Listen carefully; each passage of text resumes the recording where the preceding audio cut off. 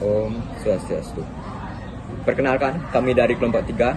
Pada kesempatan hari ini, kami akan mempresentasikan mengenai usaha. Tapi sebelum itu, izinkan saya perkenalkan diri terlebih dahulu. Perkenalkan, nama saya Igede Madi Cesario Juvendino Dewijaya, nomor absen 6 dari kelas 11-6. Perkenalkan, saya Putu Esa Suma, absen 38 dari kelas 11-6. Usaha. Usaha dalam fisika adalah besarnya energi atau gaya yang diberikan untuk memindahkan atau menggerakkan suatu benda atau objek. Usaha dapat dirumuskan melalui rumus berikut, yaitu W sama dengan F kali S, yang dimana W merupakan usaha dengan satuan Joule, F merupakan gaya dengan satuan Newton, dan S merupakan perpindahan dengan satuan meter. Usaha dinotasikan dengan W yang artinya work dengan satuan Joule. Joule adalah Newton tiap meternya. Cara mendapatkan besaran usaha adalah dengan mengalihkan gaya dengan jarak yang diakibatkan oleh gaya. Gaya dinotasikan dengan F yang artinya adalah force dengan satuan Newton, dan jarak yang dinotasikan dengan S yang artinya space dengan satuan meter. Selanjutnya ada macam-macam usaha. Yang pertama ada usaha bernilai positif, yang dimana usaha bernilai positif apabila usaha yang dilakukan searah dengan gaya yang bekerja. Contohnya yaitu ketika seorang anak mendorong meja dan meja tersebut berhasil pindah ke tempat lain sesuai arah gaya yang diberikan oleh anak tersebut. Yang kedua ada usaha bernilai negatif. Usaha bernilai negatif apabila usaha yang dilakukan arahnya berlawanan dengan benda. Misalnya, pada perlombaan tarik tambang, regu yang telah memberikan gaya sekuat tenaga, akan tetapi usaha yang dilakukan oleh regu tersebut kalah, maka nilai usahanya berlawanan atau bernilai negatif. Selanjutnya ada usaha bernilai 0. Usaha akan bernilai 0 apabila gaya yang bekerja tidak menyebabkan perubahan jarak atau perpindahan apapun pada benda.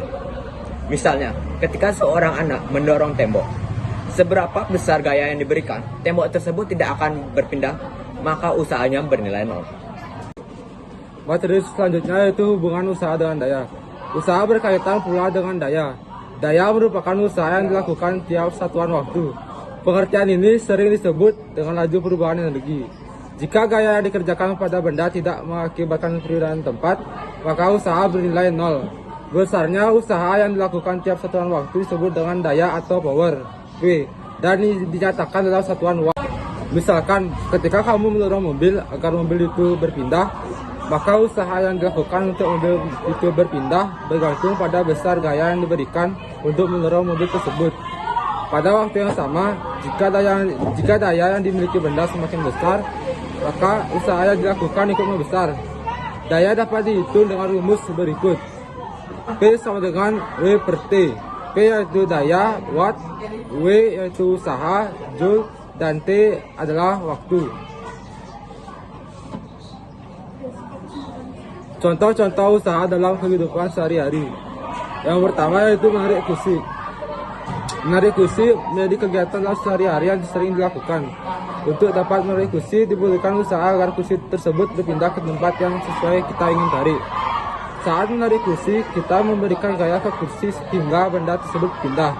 Misalnya, untuk bisa kita duduki kursi yang berada di bawah meja harus ditarik terlebih dahulu. Yang kedua itu mengangkat kardus. Mengangkat kardus yang berisi sesuatu juga merupakan contoh usaha yang sering dilakukan pada keseharian. Usaha yang diberikan sebanding dengan massa benda yang ada di dalam kardus.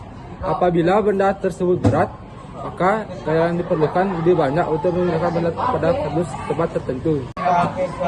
Contoh usaha dalam kehidupan sehari-hari.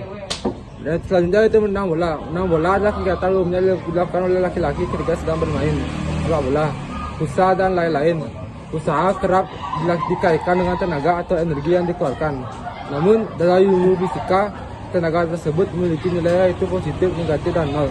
Konsep tersebut juga berlaku pada permainan bola. Ketika pemain menendang, usaha akan bernilai positif apabila bola berpindah tempat tanpa halangan.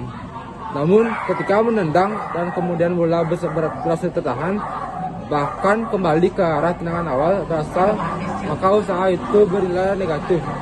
Selain itu, nilai dari besar kecilnya usaha juga dipengaruhi oleh tenaga atau gaya yang diberikan.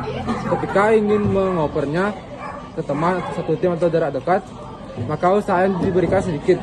Akan tetapi ketika bola ditujukan ke jarak yang jauh, maka usaha diberikan lebih banyak. Sekian dari presentasi kami. Saya ucapkan terima kasih. Om Santi Santi Om.